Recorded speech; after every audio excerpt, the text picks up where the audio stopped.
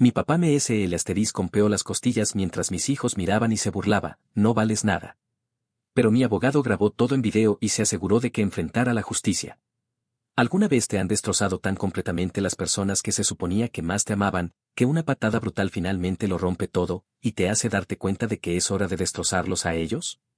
Ese día, en el suelo de mi propia cocina, con la bota de mi padre aún presionando mis costillas, viendo a mi hija gritar de terror, hice un juramento. Y lo cumplí. El linóleo se sentía frío contra mi mejilla. Sangre, espesa y metálica, corría por mi nariz.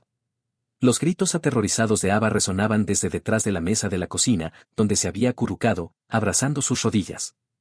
Mi dulce Mason, de solo 8 años, estaba congelado en el umbral de la puerta, la caja vacía del juguete aún en sus pequeñas manos, con una expresión de pura confusión en su rostro. La bota de mi padre, de un fino cuero italiano, pulida hasta un brillo de espejo, acababa de golpearme las costillas por segunda vez. La primera me había tirado al suelo. Esta segunda, después de que ya estaba acurrucada, tratando de protegerme, fue diferente. Se sintió, deliberada. Esa bota. Mi hermana Sofía se las había comprado para él el mes pasado, un regalo de cumpleaños usando dinero de la cuenta conjunta de mis padres. La misma cuenta, descubrí más tarde, de la que mi fondo universitario de la infancia había desaparecido misteriosamente, solo para reaparecer como un pago inicial para el primer apartamento de Sofía. Oh, la ironía. Ustedes dos no merecen respirar el mismo aire que ella, había gritado mi padre, su voz resonando en las paredes de mi propia casa. Hablaba de Sofía, claro. Se suponía que íbamos a tener una cena de domingo tranquila, a la que accedí a regañadientes después de que mamá me llamara, frenética, quejándose de que la familia se estaba desmoronando. Mamá estaba detrás del refrigerador, con los brazos cruzados sobre su cardigan color crema, los labios fruncidos en esa mueca familiar que siempre ponía cuando la decepcionaba. ¿Cómo te atreves a gastar dinero en ese niño?, escupió. Sofía necesitaba el dinero para equipo de salón. El niño. Se refería a Mason. ¿El juguete? Una figura de acción de 45 pesos. $45. Mason la había estado pidiendo durante 3 meses, desde que la vio en la fiesta de un amigo. Había sido tan bueno. Tareas extras, practicando su ortografía cada noche, incluso ayudando a Ava a limpiar su habitación. La alegría en su rostro cuando lo sorprendí con ella ayer valió cada centavo. Más que valió la pena. Sofía solo se apoyó en mi mostrador, examinando casualmente sus uñas perfectamente arregladas. Debiste habérmelo dado como se suponía, dijo arrastrando las palabras. Te dije la semana pasada que necesitaba 300 pesos para las sillas de estilista nuevas. Dijo. No preguntó. Un mensaje de texto, de hecho, mientras yo estaba en una reunión de presupuesto en el trabajo, necesito 300 pesos para el viernes. Sillas en oferta. Sin por favor. Sin reconocer mis propias facturas, mis hijos, mi vida. Y entonces apareció el tío Frank en la puerta de la sala, aún aferrado a la cerveza que le había servido. Asintió lentamente, su cuello grueso con pliegues. Finalmente, alguien le está enseñando sobre la familia primero, balbuceó. Tu hermana siempre ha sido demasiado egoísta. La absoluta audacia de Frank, de todas las personas, llamando egoísta a alguien, habría sido hilarante si mi visión no estuviera borrosa. Si Ava no estuviera hiperventilando en la esquina. Si Mason no estuviera mirando a su abuelo con una expresión que probablemente requeriría años de terapia para entender. La mano de mi padre se extendió, enredándose en mi cabello. Me jaló hacia arriba, y mi cuero cabelludo gritó en protesta. El suelo se alejó, luego regresó con fuerza brutal cuando me golpeó la cara contra él. Algo en mi nariz crujió. Sangre fresca brotó, caliente y espesa. La próxima vez escucharás, gruñó. Los gritos de Ava se intensificaron. A través de mi visión nublada, lo vi marchar hacia su esquina. Ella retrocedió, pero no había a dónde ir. Alcanzó detrás de ella y agarró la figura de acción que Mason había puesto en la silla, aún en su empaque. Mason había querido mantenerla impecable, la había colocado cuidadosamente en su estante antes de bajar a cenar. Los grandes dedos de mi padre rompieron el cartón y el plástico. Caminó hacia el bote de basura y lanzó el juguete al fondo, aplastándolo entre los restos de la cena y las toallas de papel sucias. Mason emitió un sonido como un animal herido. Un sonido que nunca, jamás, olvidaré. La habitación se inclinó mientras me levantaba. Mis manos dejaron rastros de sangre en el azulejo blanco. Cada respiración se sentía como cuchillos en mis costillas. Algo estaba obviamente roto o fracturado. Mi cara palpitaba al ritmo de mi pulso. Pero, extrañamente, mi pensamiento se había vuelto totalmente, absolutamente claro. Me levanté lentamente, deliberadamente. La sangre me escurría por la barbilla y goteaba sobre mi blusa, la que había planchado meticulosamente esa mañana porque mamá siempre me criticaba por lucir desaliñada. Todos me miraban, esperando. Esperando lágrimas. Esperando disculpas. Esperando que prometiera ser mejor, priorizar a Sofía, recordar mi lugar en su retorcida jerarquía familiar. En lugar de eso, sonreí. La sangre en mis dientes debió haber parecido horrible. El rostro de mamá se puso pálido. Dad, comenzó, su voz un tembloroso susurro. A pesar del sabor metálico en mi boca, mi voz se mantuvo firme, un suave zumbido de pura y fría rabia. ¿Qué dijiste? El rostro de papá se contrajo, un familiar presagio de otro arrebato. Sofía se rió, aguda y cruel. Oh, ahora tiene carácter. Un poco tarde para eso, ¿no crees? Metí la mano en el bolsillo y saqué mi teléfono. Mis manos estaban firmes. Qué extraño, considerando las circunstancias. Abrí la aplicación de seguridad, gracias a Dios por el desbloqueo facial, y giré la pantalla hacia ellos. ¿Ven esa cámara?, pregunté, mi voz tranquila, casi conversacional. ¿La que está montada encima de los gabinetes? Ha estado grabando desde que llegaron. Cada palabra. Cada patada. Todo. La risa cesó. El rostro de mi padre pasó de rojo a un espantoso tono grisáceo. El tío Frank dejó cuidadosamente su cerveza, su atención ahora fija en el suelo.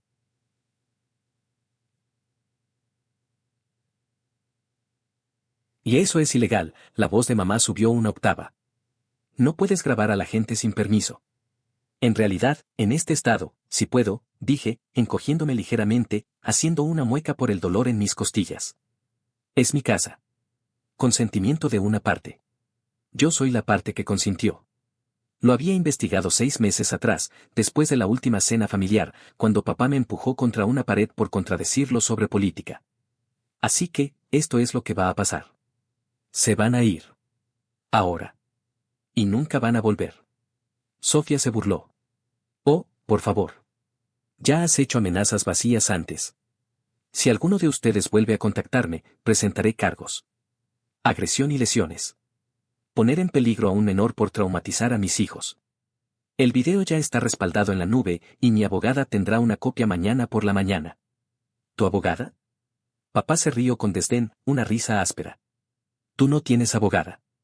Consulté con una hace 3 semanas. Cuando te presentaste en mi lugar de trabajo para pedir dinero de mi bolso mientras yo estaba en reuniones, me di cuenta de que necesitaba ayuda legal. Mañana, la contrataré formalmente, y este video será la primera prueba que presente. Ah, y las grabaciones de seguridad de mi oficina también capturaron tu hurto. Mi supervisora estaba muy preocupada por familiares que ingresaban al edificio bajo falsos pretextos. Él había endulzado a la recepcionista, dijo que me traía el almuerzo, y luego hurgó en mi escritorio. Se llevó 120 pesos y mi tarjeta de crédito de emergencia. Reporté la tarjeta como robada, pero los 120 pesos ya se habían gastado. Ver su rostro finalmente comprender la realidad de la prueba, las consecuencias y una versión de mí que no reconocía, llenó un oscuro y hambriento sentimiento en mi pecho. Eres una desagradecida, empezó mamá, pero la interrumpí. Salgan de aquí, dije, levantando mi teléfono, con el dedo sobre el 911. Se fueron. Los zapatos italianos de papá crujieron en mi suelo. Mamá se aferró a su bolso como protección. La mueca de desprecio de Sofía finalmente se desvaneció, reemplazada por lo que parecía una genuina preocupación. El tío Frank se fue sin mirarme a los ojos. La puerta se cerró tras ellos. Puse el cerrojo, eché la cadena, me aseguré de que ambas estuvieran seguras. Luego me deslicé por la puerta, sentada en el suelo, aún aferrando el teléfono en mi mano ensangrentada. Ava corrió hacia mí, Mason justo detrás de ella. Se lanzaron contra mí a pesar del dolor en mis costillas, y los abracé a ambos, aferrándolos mientras lloraban. Lo siento, murmuré en el cabello de Ava. Lo siento mucho que hayas visto eso. El abuelo te hizo daño, la voz de Mason era pequeña, desconcertada. ¿Por qué el abuelo te hizo daño? ¿Cómo se explica la violencia generacional a un niño de 8 años? ¿Cómo se describe ser el chivo expiatorio en una familia que requería de alguien a quien culpar, robar o derribar para que todos los demás pudieran sentirse superiores? Porque no hice lo que él quería, susurré. Pero eso nunca volverá a pasar. Me eché hacia atrás, miré sus rostros llenos de lágrimas. Nadie va a volver a lastimar a mamá delante de ustedes. Nadie va a lastimar a ustedes. Estamos a salvo ahora. Ava tocó suavemente mi mejilla, sus dedos poniéndose rojos con mi sangre. Está sangrando mucho. Lo sé, mi amor. Vamos al hospital. La doctora de la sala de emergencias, una mujer fatigada de unos 50 años, ya lo había visto todo. Violencia doméstica, ella lo sabía. Me examinó las costillas con cuidadosa eficiencia, tomó una radiografía de mi cara, limpió las incisiones. 2 costillas fracturadas, una nariz rota y una conmoción cerebral. Me entregó números de refugios para mujeres, recursos para la violencia doméstica, una trabajadora social. Fue mi padre, expliqué, sintiéndome completamente agotada. No mi esposo. Su expresión no cambió. No importa quién te golpee, dijo, su voz suave pero firme. Los recursos son los mismos. Tenía razón. Tomé todos los papeles, los doblé cuidadosamente, ya creando una carpeta mental, evidencia, documentación, prueba. Ryan, mi esposo, nos encontró en el hospital. Había estado fuera de la ciudad por trabajo, no debía regresar hasta el miércoles. Entró en la sala de examen, miró mi cara y se puso blanco. ¿Quién? Una sola palabra, baja, amenazante. Mi familia, dije. Pero lo tengo controlado. ¿Controlado cómo? Se lo conté todo. El video. La abogada que había contratado. La estrategia que había estado ideando durante meses, desde que papá me abofeteó en Navidad por servir pavo en lugar de jamón. La vez que la madre de Ava le dijo que estaba engordando a los 9 años. Sofía llevándose y empeñando el collar de mi abuela. Ryan escuchó, su mandíbula se apretaba con cada detalle, pero no interrumpió. Cuando terminé, asintió una vez. ¿Qué necesitas de mí? Lleva a los niños a casa. Tengo llamadas que hacer. Christine Walls. Ese era el nombre de la abogada. Se especializaba en derecho familiar y órdenes de alejamiento, muy recomendada por una compañera de trabajo que había escapado de un matrimonio abusivo. Me había reunido con ella una vez para discutir las posibilidades, convencida de que estaba reaccionando de forma exagerada. Quizás así era simplemente la familia. Quizás solo necesitaba esforzarme más para mantener la calma. Respondió al segundo timbrazo, aunque era casi medianoche. Le había enviado un mensaje de texto una hora antes usando el teléfono de Ryan. La orden del médico significaba que no debía usar pantallas, pero esto era demasiado crucial. Cliente de emergencia de la consulta de hace 3 semanas. Tengo pruebas en video de la agresión. Mi padre me atacó en mi casa. Cuéntamelo todo, dijo ella. Así lo hice. Escuchó sin interrumpir, haciendo preguntas puntuales sobre la calidad del video, si se veían los rostros, si el audio era claro. Sí a todo. La cámara, disfrazada como un adorno de plantas sobre los gabinetes, era de última generación. Nadie la había notado. Envíame el video esta noche, me indicó. Lo revisaré y presentaré una orden de alejamiento de emergencia a primera hora del martes. También presentaremos cargos si quiere seguir ese camino. Quiero que enfrenten las consecuencias reales. Entonces lo harán. Con pruebas en video tan claras, es probable que la fiscalía procese. Tu padre podría enfrentar una pena de cárcel seria por agresión. Tu madre, por contribuir a la delincuencia de un menor, ya que lo alentó delante de tus hijos. La jerga legal me inundó, pero me centré en las partes clave, órdenes de alejamiento, procesamiento, repercusiones. Cosas que mi familia nunca había experimentado, porque yo siempre había cedido, siempre me había disculpado, siempre había intentado suavizar las cosas. Hay algo más, expliqué. Abuso financiero. Años de eso. Dinero robado, préstamos forzados que no pude rechazar, mi fondo universitario que simplemente desapareció. ¿Podemos hacer algo al respecto? Posiblemente, ¿tienes documentación? La he estado recopilando durante 8 meses. Extractos bancarios que muestran retiros. Mensajes de texto de Sofía pidiendo dinero. Correos electrónicos de mamá explicando por qué necesitaban pedirme prestado, de nuevo. El testamento de mi abuela, que claramente me dejaba el collar que Sofía empeñó. Incluso tengo el recibo de la casa de empeños que ella dejó descuidadamente en mi coche. La voz de Christine se suavizó con lo que sonó a admiración. Entonces los enterraremos. Legalmente. El martes por la mañana llegaron los mensajes de voz. 17. Papá exigió que lo llamara de inmediato. Mamá lloró diciendo que yo estaba destrozando a la familia. Sofía me llamó con nombres imaginativos que no repetiré.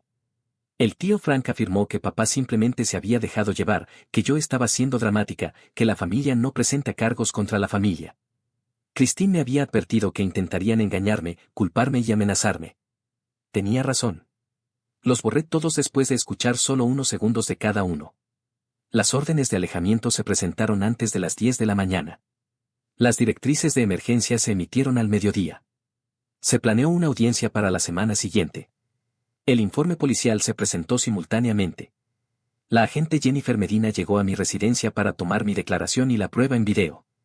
Permaneció inexpresiva mientras miraba la cinta. Pero cuando la bota de papá golpeó mis costillas por segunda vez, algo brilló en sus ojos. Ira, quizás. Sin duda había visto cosas peores, pero claramente la perturbó. Tu padre va a ser arrestado esta tarde, comentó, cerrando su laptop. Es poco probable que tu madre enfrente cargos criminales a menos que la fiscalía esté preocupada por poner en peligro a un menor, pero la orden de alejamiento la mantendrá alejada de ti y de tus hijos. ¿Y mi hermana? Ella no te agredió físicamente, pero la incluiremos en la orden de alejamiento. Contribuyó al ambiente hostil haciendo amenazas. La mueca de desprecio de Sofía. Su crueldad casual. La forma en que se había deleitado al ver a papá golpearme. Sí, merecía ser incluida. Esa misma tarde, mi padre fue acusado. Su ficha policial apareció en la página web de noticias local. Nuestra comunidad era lo suficientemente pequeña como para que los arrestos fueran titulares, especialmente cuando un empresario supuestamente respetable era acusado de agresión criminal. La gente que conocía a papá como voluntario de la iglesia, partidario de las ligas menores y figura prominente de la comunidad, dejaba comentarios asombrados. Nadie sabía lo que pasaba a puerta cerrada. Nadie lo sabe hasta que alguien finalmente abre las puertas y deja entrar la luz. La audiencia preliminar tuvo lugar en 80 horas. El abogado de papá, un abogado caro y astuto llamado Charles Whitmore, argumentó a favor de una fianza modesta. Diana Torres, la fiscal asignada al caso, respondió con la evidencia en video, la gravedad de mis lesiones y la presencia de niños pequeños durante el asalto. Alegó que papá era un riesgo de fuga. El juez vio parte del metraje. Su comportamiento se mantuvo inalterado, pero algo se había endurecido en sus ojos. La fianza se fijó en 50,000 pesos. Lo suficientemente alta como para ser punitiva, lo suficientemente baja como para ser técnicamente posible. Papá no pudo pagar la fianza rápidamente. Sus activos líquidos eran pequeños, sus fondos estaban inmovilizados en inventario comercial, equipo y cuentas por cobrar. Mamá se negó a solicitar un préstamo hipotecario, ya sea porque finalmente comprendió la gravedad de sus acciones, o simplemente para preservar sus propios activos en caso de divorcio. Pasó 7 días en la cárcel del condado. 7 días. Hasta que el tío Frank pagó la fianza de 6,000 pesos.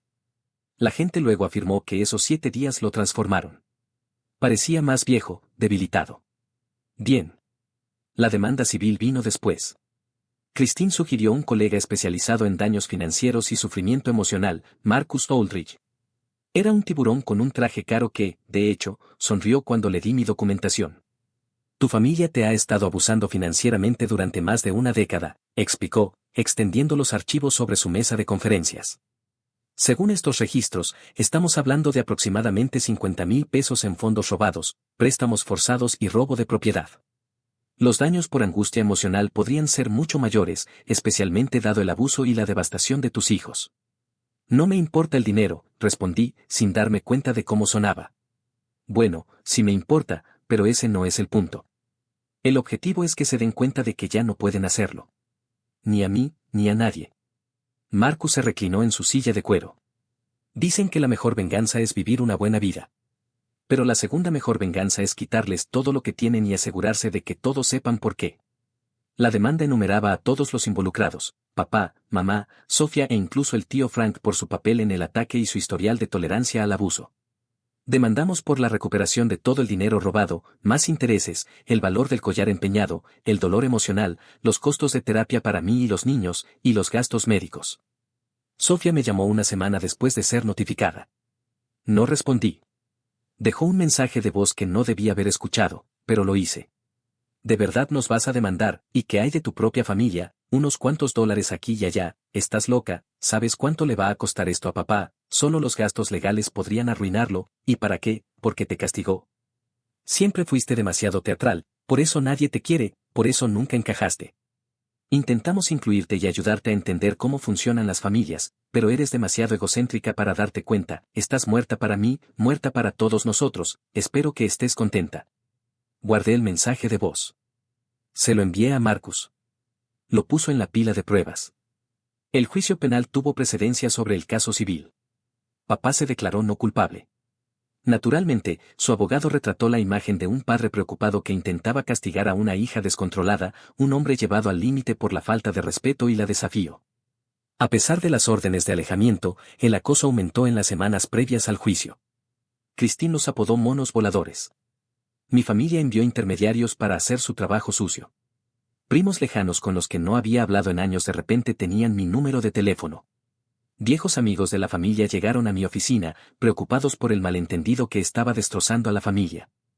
Angela, mi prima segunda, me acorraló en el supermercado, bloqueando mi salida de la sección de cereales con su carrito. Tu padre está sufriendo. Sabes que tiene presión arterial alta. El estrés podría matarlo. Deslicé mi carrito más allá del suyo sin decir nada. Me siguió hasta el pasillo de los lácteos.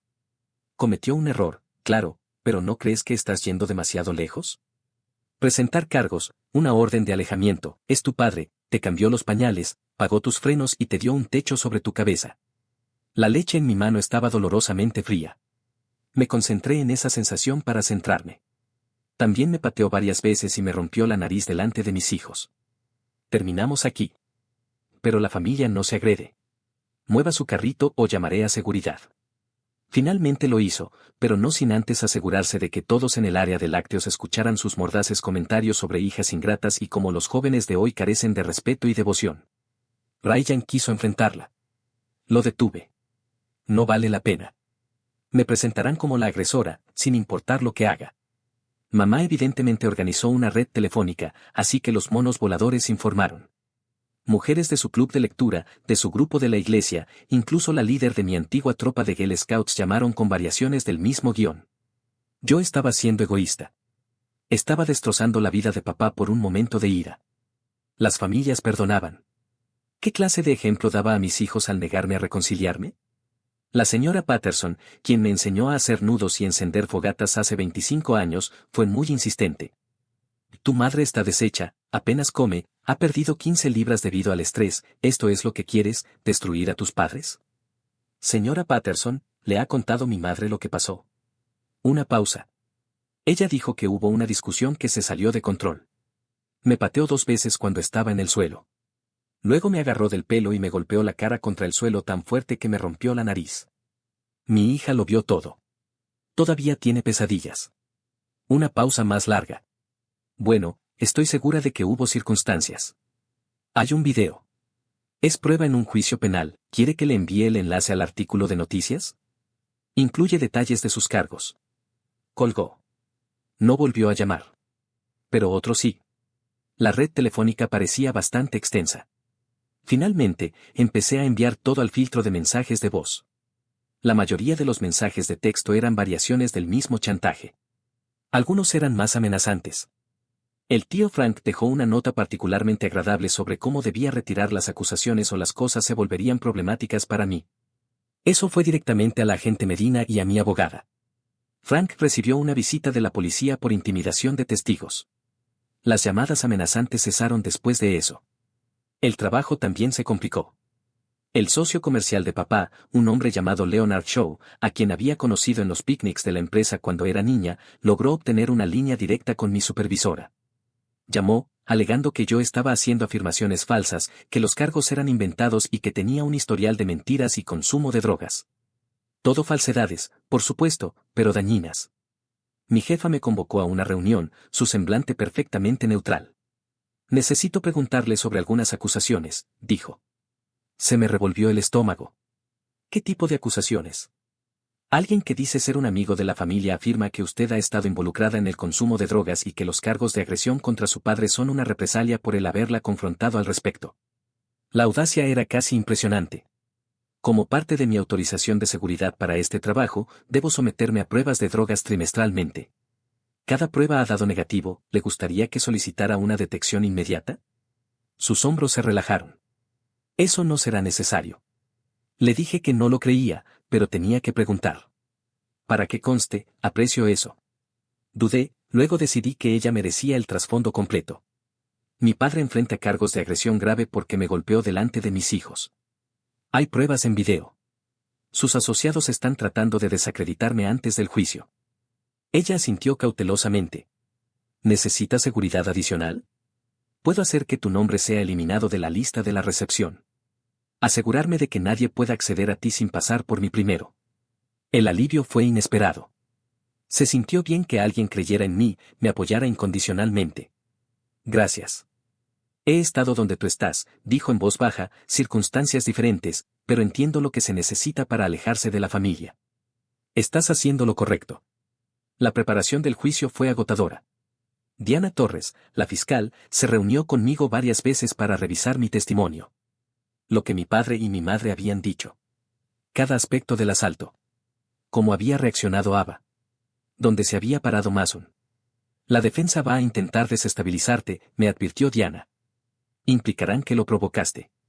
Sacarán a colación cada discusión que hayas tenido con tus padres. Intentarán pintarte como la hija problemática que llevó a tu padre al límite. Que lo intenten, dije, mi voz firme. Había sido víctima de innumerables disputas parentales. Nada de lo que pudieran decir sería peor que la realidad que había vivido. Preguntarán sobre tu matrimonio, si Ryan alguna vez te golpeó, si estás proyectando el abuso en tu padre. Esto último dolió porque era tan ridículo. Ryan nunca me había levantado la mano. Nunca había levantado la voz durante una discusión, aparte de expresar su insatisfacción. Ryan no ha sido más que un apoyo. Lo sé. Pero intentarán enturbiar las aguas de cualquier manera. Solo mantente tranquila, cíñete a los hechos y recuerda, el jurado verá el video. Esa es la prueba más poderosa que tenemos. Los aplazamientos retrasaron el juicio 4 meses. La estrategia de Whitmore era evidente, agotarme. Esperaba que yo me quebrara bajo la presión prolongada, que me sintiera demasiado fatigada para resistir. Cada retraso significaba otro mes de mirar por encima del hombro. Otro mes en el que Ava preguntaba cuándo terminaría todo. Otro mes en el limbo legal. El caso de la fiscalía giraba en torno a esos 6 minutos de grabación. Diana me lo puso durante una de nuestras sesiones de preparación, obligándome a verme siendo golpeada. Mi desapego clínico se rompió alrededor del minuto 4, cuando los gritos de Ava alcanzaron un clímax. No puedo volver a ver esto en la corte, admití, secándome las lágrimas. No puedo sentarme ahí mientras extraños ven a mi hija pasar por eso. No tendrás que hacerlo, me aseguró Diana. El juez permitirá que se protejan las identidades de Ava y Mason. Nos referiremos a ellos como menor 1 y menor 2. Sus rostros se pixelarán en el video que se muestre al jurado. Pequeñas misericordias. Ava ya estaba preocupada de que extraños supieran lo que había pasado. La idea de que los padres de sus compañeros de clase se sentaran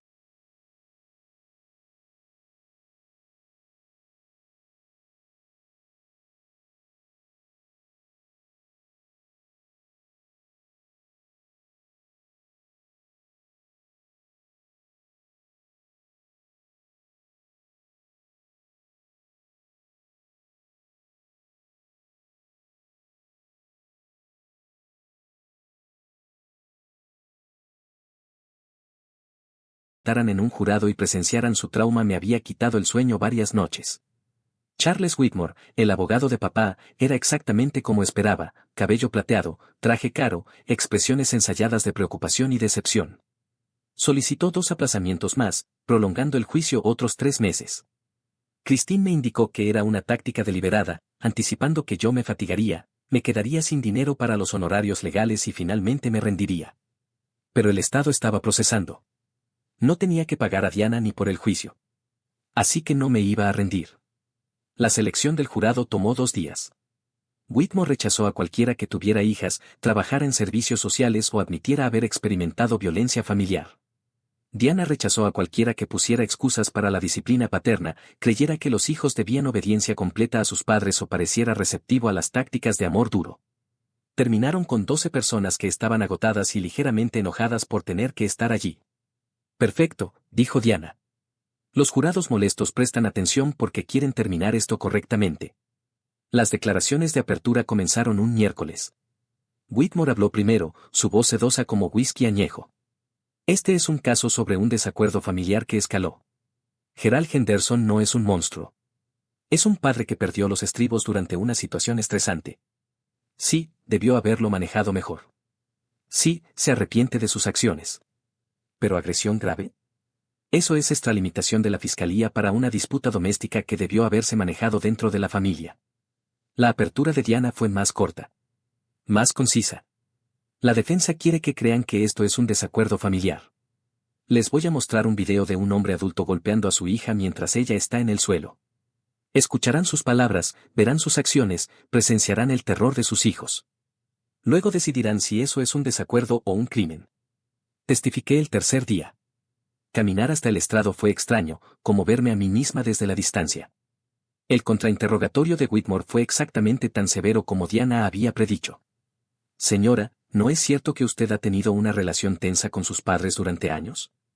Hemos tenido desacuerdos. El eufemismo del año. Discusiones. Peleas. Desacuerdos verbales. ¿Y no es cierto que usted se ha negado repetidamente a ayudar económicamente a su hermana, a pesar de sus necesidades?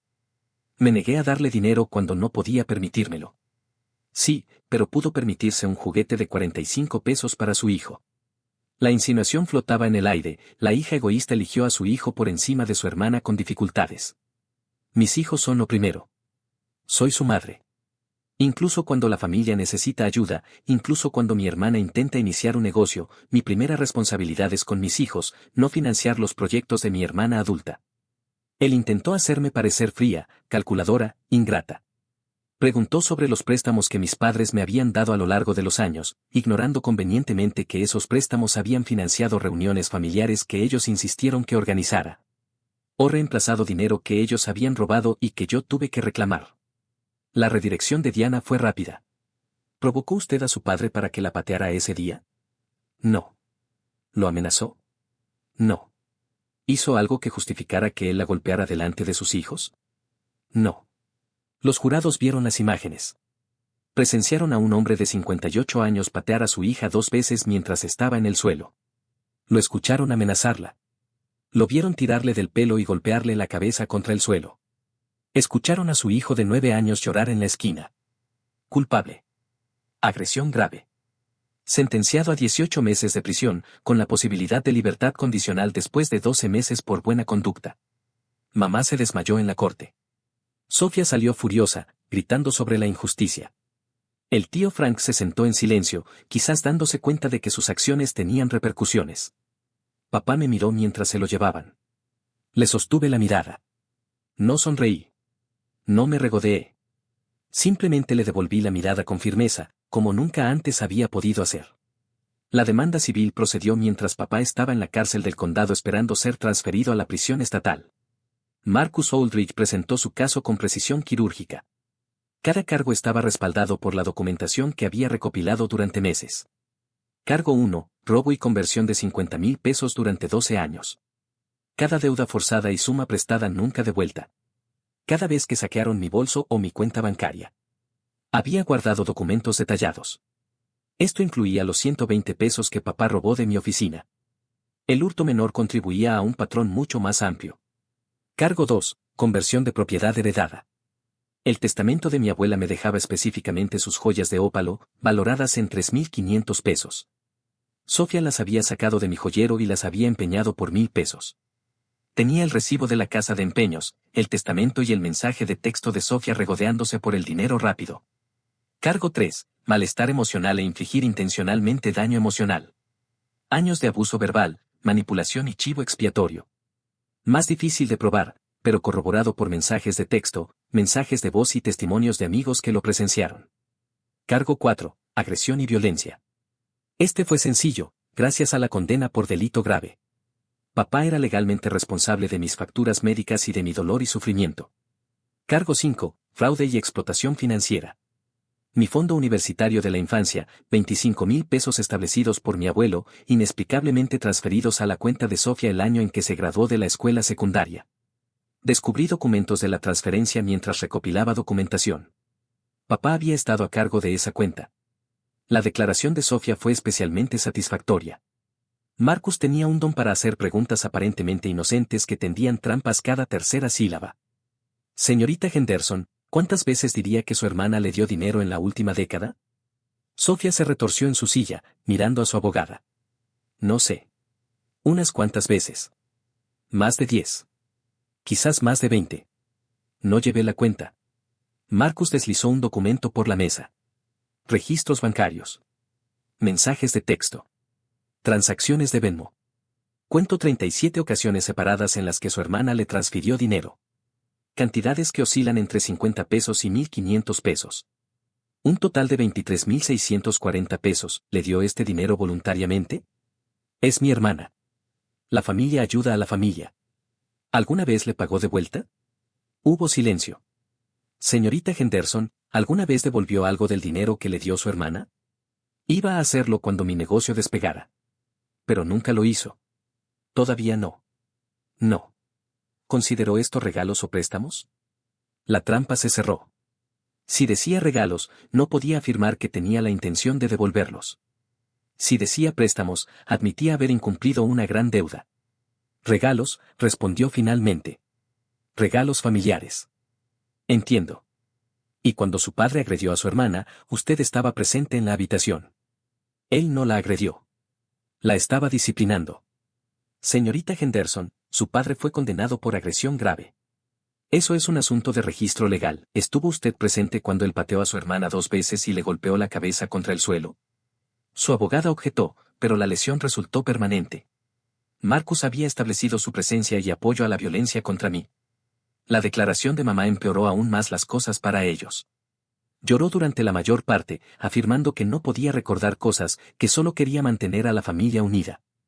Marcus fue contundente pero profesional, guiándola a través de años de apoyo al comportamiento de papá, su propio abuso verbal y su costumbre de priorizar a Sofía sobre mí en cada desacuerdo. Señora Henderson, cuando su hija fue hospitalizada con una nariz rota y costillas fisuradas, ¿la visitó? No recuerdo. ¿No recuerda si visitó a su hija en el hospital después de que su esposo la envió allí? Fue un momento confuso. Los registros del hospital no muestran visitas bajo su nombre. Los registros médicos de su hija muestran que identificó a su esposo como su contacto de emergencia, no a usted. ¿Por qué fue eso? Mamá se secó los ojos con un pañuelo. Ella siempre fue independiente. No quería mi ayuda. ¿O quizás no confiaba en usted para que la ayudara? Las transcripciones de las declaraciones pasaron a formar parte del expediente del caso civil. Marcus las utilizó para crear una historia de abuso sistémico, explotación financiera y la completa falta de culpa de mi familia. El tío Frank intentó evitar su declaración por completo. Citó obligaciones laborales, problemas de salud y compromisos previos. Marcus recibió una orden judicial que exigía su comparecencia. Frank llegó 40 minutos tarde, visiblemente borracho y agresivo. Todo esto es una tontería, anunció antes de que nadie hiciera una pregunta. Los asuntos familiares deben quedarse en la familia, esta chica está destrozando 3 generaciones por un drama. Su abogada parecía lista para esconderse debajo de la mesa. Marcus simplemente sonrió y comenzó a grabar. Para cuando Frank se fue 2 horas después, había reconocido haber visto a papá abofetearme al menos 5 veces antes. Confirmó que nunca había intervenido y afirmó inequívocamente que creía que yo necesitaba disciplina porque era irrespetuosa y egoísta. Perfecto, exclamó Marcus cuando Roger se tambaleó al salir. Acaba de entregarnos pruebas de un patrón de abuso y testigos dispuestos que no hicieron nada para detenerlo. Las negociaciones del acuerdo comenzaron 3 semanas antes de la fecha prevista para el juicio civil. El abogado de papá, uno diferente a Whitmore, especializado en litigios civiles, hizo la primera oferta, 20,000 pesos. Marcus simplemente se rió. Contraoferta, 250,000 pesos, más una disculpa grabada admitiendo el abuso. Mis clientes se niegan a disculparse por nada. Entonces los veremos en la corte. Con una condena penal, transcripciones de las declaraciones y 12 años de abuso financiero probado, estoy convencido de que un jurado otorgará considerablemente más de lo que pido. El abogado palideció, sabiendo que Marcus tenía razón. Los jurados civiles en nuestro condado solían favorecer a las víctimas de abuso, especialmente cuando había niños involucrados. Segunda oferta, 45,000 pesos. Sin disculpa. Marcus, 200,000 pesos. Quita la disculpa de la mesa porque tus clientes claramente carecen de integridad. Tercera oferta, 60,000 pesos. Marcus, hemos terminado de negociar. Nos vemos en la corte. Salió de la mediación, y yo lo seguí, confiando en su plan, a pesar de que 60,000 pesos era la mayor cantidad de dinero que había visto en un solo lugar. Volverán, me prometió en el estacionamiento. No pueden arriesgarse a un juicio conjurado. La exposición por sí sola arruinaría la reputación de tu padre. La fianza de Roger es de 6,000 pesos. No pagará dinero real por un juicio largo. Su sistema de apoyo se está resquebrajando. Tenía razón. La oferta final llegó al día siguiente, 75,000 pesos, pagados íntegramente en 30 días. Con todas las partes firmando acuerdos de confidencialidad que prohibían cualquier discusión del caso o las condiciones del acuerdo. Sinda, le dije a Marcus. No me silenciarán sobre lo que hicieron. Él lo solucionó. Realmente necesitaban el NDA. Mamá, en particular, había sido marginada de sus círculos sociales, de su club de lectura, incluso de su grupo de la iglesia, cuando los detalles del asalto se hicieron públicos. Las mujeres que habían sido sus amigas durante décadas dejaron de devolverle las llamadas. Un NDA le permitiría afirmar que todo había sido exagerado, que habíamos llegado a un acuerdo en silencio porque yo había sido irrazonable. El acuerdo se alcanzó un jueves por la tarde en una sala de conferencias que apestaba a café rancio y desesperación. Marcus insistió en retirar el requisito del NDAO en un juicio en el que se revelarían detalles aún más humillantes durante el testimonio. Papá, que aún estaba en prisión, fue representado por su abogado. Mamá se sentó rígidamente en su silla, negándose a mirarme. Sofía me lanzó dagas con la mirada todo el tiempo. Firmé los documentos con manos firmes. Se pagaron 75,000 pesos en 30 días. Tuvieron que liquidar prácticamente todo para lograrlo. El negocio de papá se vendió a su antiguo socio, Leonard Shaw, por una fracción de su valor. Mamá finalmente había accedido a un préstamo hipotecario, y Sofía evidentemente había pedido prestado de innumerables tarjetas de crédito. Su afán por evitar litigios y testimonios públicos les había costado muy caro. Esto no ha terminado, susurró Sofía mientras nos alejábamos. Crees que has ganado, pero solo has hecho enemigos para toda la vida. He tenido enemigos toda mi vida, dije en voz baja. Solo que estaban disfrazados de familia. Al menos ahora sé la verdad. El dinero llegó a mi cuenta 28 días después, 2 días antes de la fecha límite. Inmediatamente pagué nuestra hipoteca, que valía 40,000 pesos.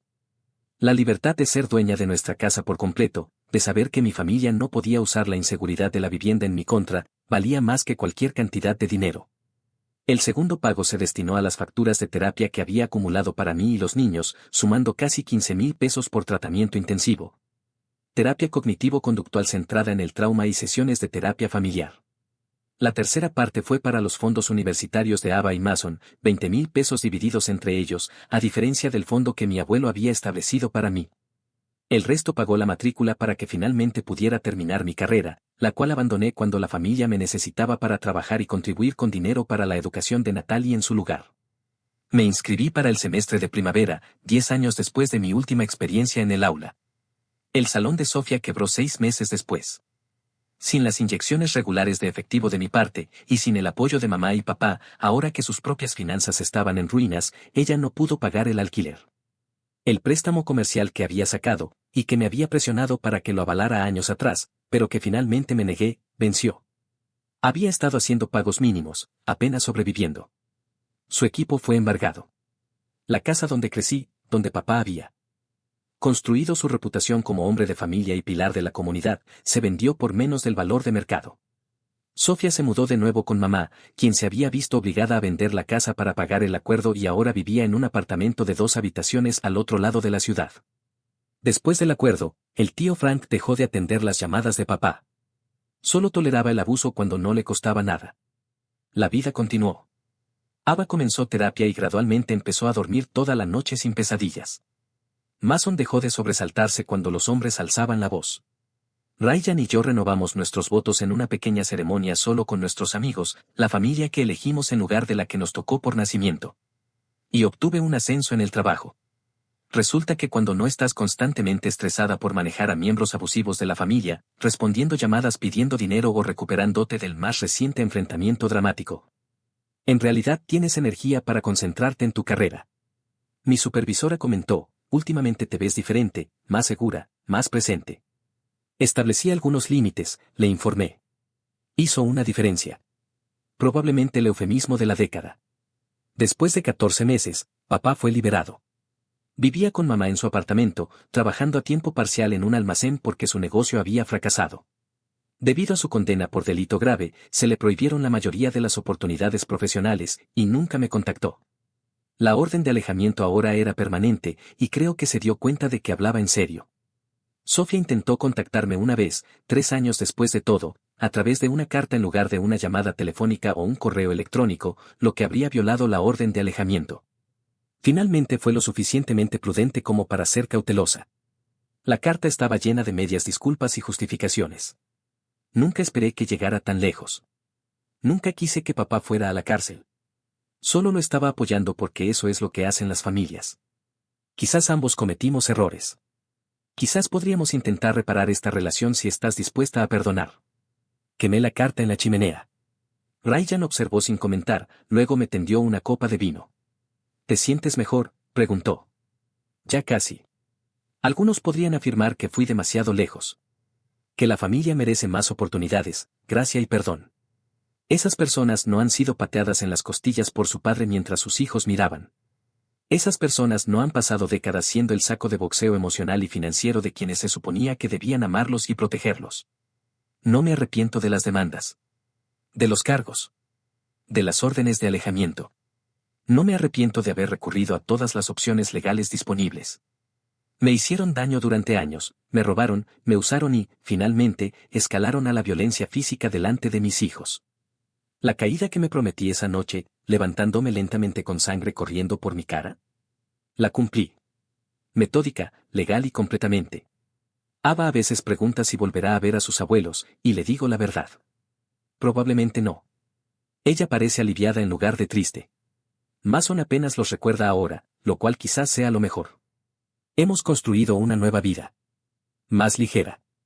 Más tranquila. Llena de personas que nos tratan con respeto y cariño. Los padres de Ryan, horrorizados por lo que hizo mi familia, se desviven por mostrar a mis hijos cómo es una abuelidad sana. Todavía tengo pesadillas con ese día. El impacto de la bota de papá, el sonido de mi nariz rompiéndose, los gritos de Ava. Pero ahora son menos frecuentes, se desvanecen como viejas cicatrices. La semana pasada, le compré a Mason una nueva figura de acción. La idéntica a la que papá tiró, pero tuvimos que conseguirla en línea porque ya no está disponible en las tiendas.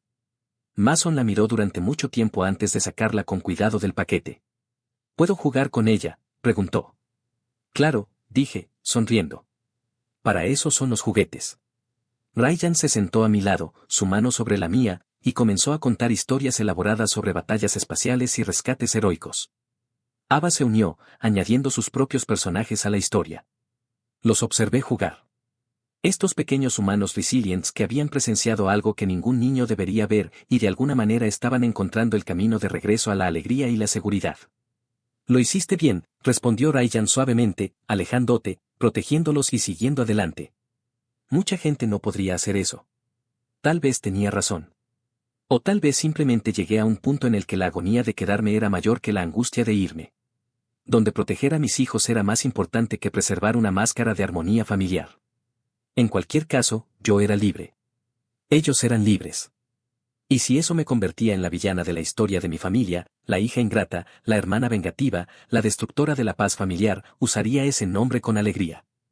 Es mejor ser el villano en la historia de otro que la víctima en la tuya propia. ¿Y tú?